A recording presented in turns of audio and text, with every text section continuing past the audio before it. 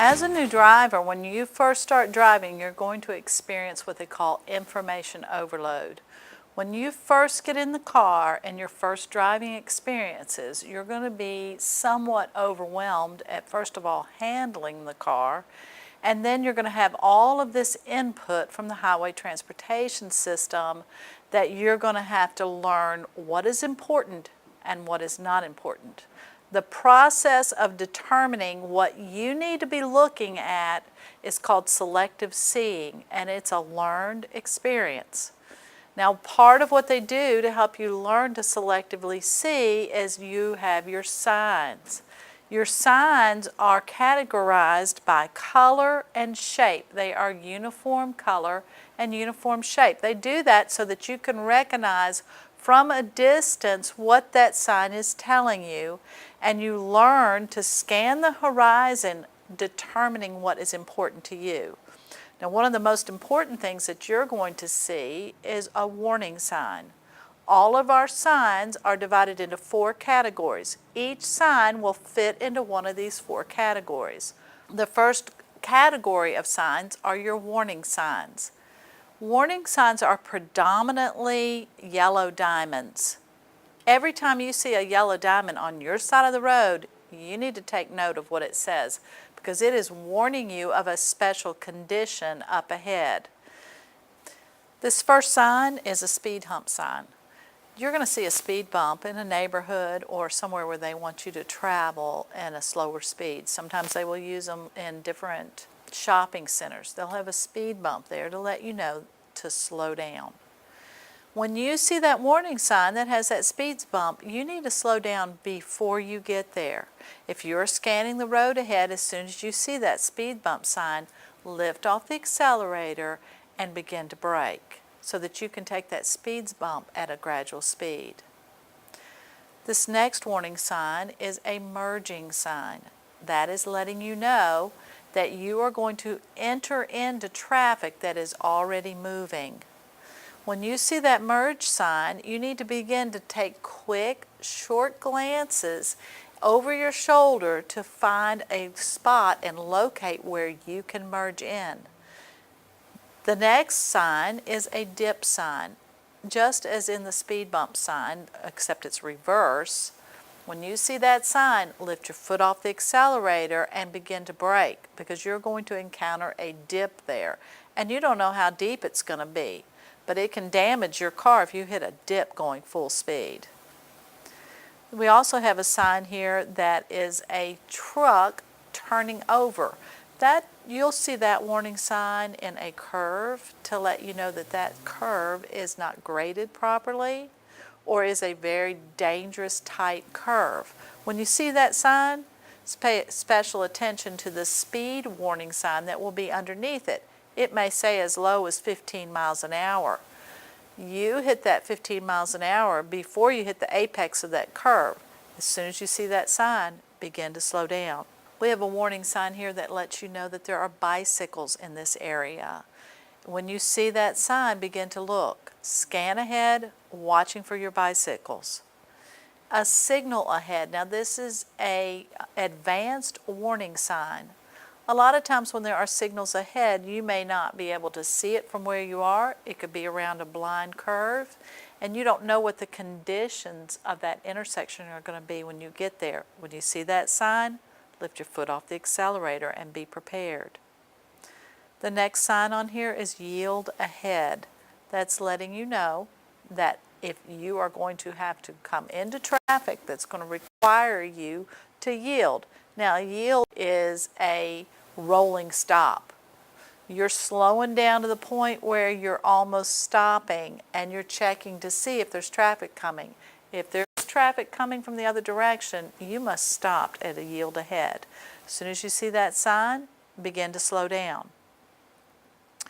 Your next sign is a warning of a downhill slope. Now, sometimes you don't know how long that's going to be. It may have even the mileage. For instance, it might even have the percentage of grade. It may say 8% grade for 3 miles. Now, if you're driving a truck or you're hauling a trailer, that's going to mean more to you. When those trucks see that 8% grade, 3 miles long, they're going to slow all the way down and downshift so that the torque can hold back their speed. Be very cautious in those areas. There is a slow moving sign. Sometimes you will see those in neighborhoods where they have children. As soon as you see that sign, you start scanning and looking ahead and looking for why that sign is there. A soft shoulder. That's letting you know, don't get on the shoulder. It may collapse on you. And sometimes in some states in particular where they might, areas or states where they might have a sandstone or a limestone base underneath that road, the sides of those roads under the shoulder can actually break away or wash away. So don't get too close to the shoulder. The next sign is a lane reduction sign. Your lane is ending at that point. Be ready to merge. Then we have a curvy road ahead. Now that sign is going to look exactly like the road. They're not just random curves. They're going to be exactly what the curves are going to look like. So it's giving you a warning. This particular one, you're going to curve to the left and then to the right before you go straight again. You need to be prepared for that. The next sign is a tractor. Now that means that a tractor could be entering the roadway or on the roadway there. Of course, you're going to see that mostly in the country. You cannot pass a tractor if he's going 45 miles an hour. You must stay behind him and give him plenty of space.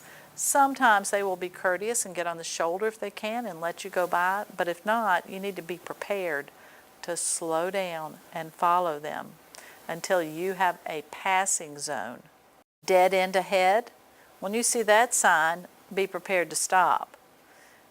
The next sign is an animal entering the road. Now that is a deer. They are habitual animals and they're going to enter at certain places. They know where their paths are and they'll put those signs up. Be watching, especially at night. You've got to keep an eye out. There is a Y ahead, which means you're going to have to discern in advance which way you are going on that Y. Road narrows, that speaks for itself. You're going to lose a lane and no outlet. And look at this last one. Horseback riders ahead. That does happen in certain areas. When you see that sign, be watching, because if those horses are on the road, you have to give them space, the same as a pedestrian or a bicycle. Then we're going to go to our special signs. These are not the diamonds. They are special shaped signs. They give them this special shape so that you'll recognize them from a long way away. The first one of these is the no passing zone. When you see that no passing zone pennant, that is the end of your passing area. You must complete your pass before you reach that sign. Another one is an advanced railroad crossing sign or a crossbuck sign. Now 3/4 of our railroads in Virginia do not have arms or lights. When you see that sign, that crossbuck, it means this is an active track. Begin to slow down so that you can look both directions for the train before you cross over. The next group of advanced warning signs are for upcoming railroad tracks. The first one in this group is the circular crossbuck sign to let you know that that is an active track. The next one is a T with a track in it to let you know that as soon as you cross over that track, you're going to come to a T intersection. The next sign is a warning sign letting you know that there's no signal on that track. Slow down, look both ways, even roll your window down to listen for the train. Especially at night, you've got to look. And the next sign is do not stop on the tracks. Now, of course, you're not going to stop on the tracks. But if you are crossing a railroad track and the arms come down, you might have to break the arms to keep from stopping on the track. Your advanced warning sign, the next one is an advanced signal light. That's letting you know, they'll put those sometimes to let you know that you're not going to be able to see that light. They're letting you know in advance that when you come around that corner or you come down that hill, there's going to be a stoplight there, so you can be prepared to stop. The next sign that we have is an advanced turn or curve sign. Those signs represent the curve ahead so you can be ready for that sharp curve that's coming. Many times there'll be an arrow actually in the curve because those are really tight curves. The next two signs are reduced speed ahead signs. And when you see that sign, as soon as you see the reduced speed ahead sign, you should lift your foot off the accelerator and begin to coast so that you are down at that speed when you reach the reduced speed sign. The next group of signs here are intersection ahead signs. These are advanced warning signs to warn you of particular requirements for you when you get there. For instance, the first one is an advanced stop sign. Sometimes when you're in a rural area or an area that has a lot of trees in a residential area, you might not see that stop sign, so they put an advanced warning to let you know that you're going to have to stop. The next sign after the signal sign is a roundabout sign. That's an advanced warning to let you know you're approaching a roundabout and the roundabout rules apply. This next sign is a slow sign because there's an intersection ahead. It is always against the law to pass in an intersection, so you want to watch for that intersection. You might see this maybe in the country where you're not expecting an intersection, and sometimes it will be accompanied with a warning sign to slow down. That's where you want to scan both directions, left and right, and looking for people approaching that intersection.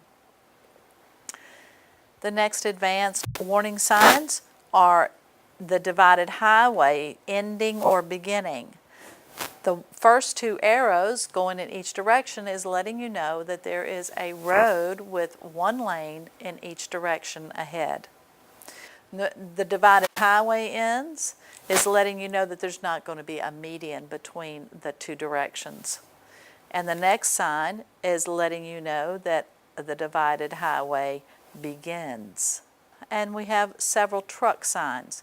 Trucks using lower gear, that's if you're traveling with trucks, usually like through very hilly areas or the mountains, they're warning the trucks to slow down, but if you're traveling with them, you need to realize that they're going to be going slower, going down and up.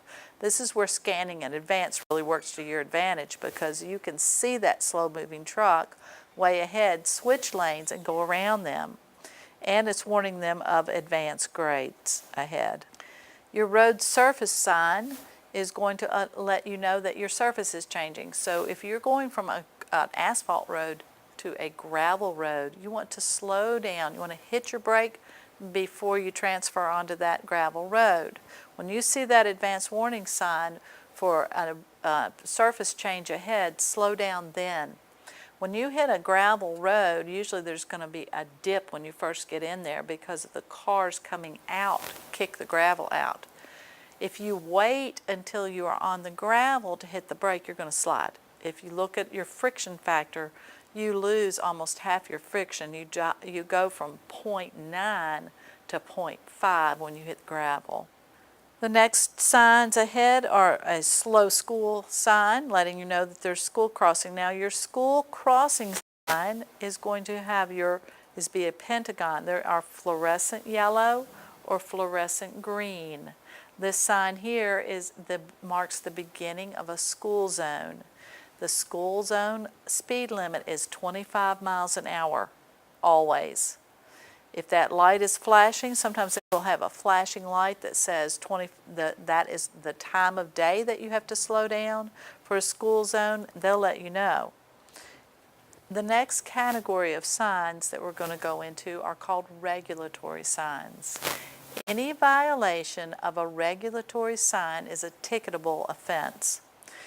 Your regulatory signs involve your speed limit signs, your stop signs, your yield signs, your one-way signs, your do not enter signs, your do not pass sign. Normally on the highway, a lot of those will be the white rectangular signs. If you, when you're taking that learner's test, sometimes they'll show you a blank sign. It is rectangular, black and white. That's a regulatory sign, is the group that it's in. Those are your speed limit signs, are regulatory in that shape. When you see a speed limit that says 55 miles an hour, that is the max you can go. provided that the road conditions are dry asphalt. If you are going faster than the speed limit sign and the roads are in bad conditions, or the traffic is really heavy, or say you're weaving in and out driving aggressively and carelessly, you can still get a ticket for that. I mean, it's going to be called reckless driving, even though you're driving under the speed limit. The octagon stop sign is a very well-known sign. Now this is shape and color that can be recognized, because we went into color blindness. Not everyone is seeing the color, so they put distinctive shapes on these signs also. A stop sign means stop before the stop line and come to a complete stop where your engine rests. They put a stop sign there because it is busy enough intersection that they want you to scan before you proceed.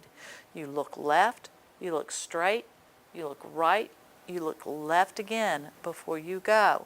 Be sure you look left last, as that is where your traffic is coming from. The do not enter sign is obvious. If you enter there, you're going the wrong direction. Pass with care. Now that's the beginning of a passing zone. They're going to give you a certain amount of broken line and the beginning of the passing zone. You must do your pass between that sign and your sign that says no passing zone. You have to fit your pass within that sign, and usually you can look down and see where your no passing zone ends. It's approximately a 15-second gap, because that's what you need. Your one-way signs, they are self-explanatory. Your special lane use signs. Now these are the signs that you're going to see hanging at intersections. They're letting you know in advance what lane you're supposed to be in. You can see that it's right only, you must signal. The left lane must turn left. And then they have a double sign where a lane can be used either for going straight or right.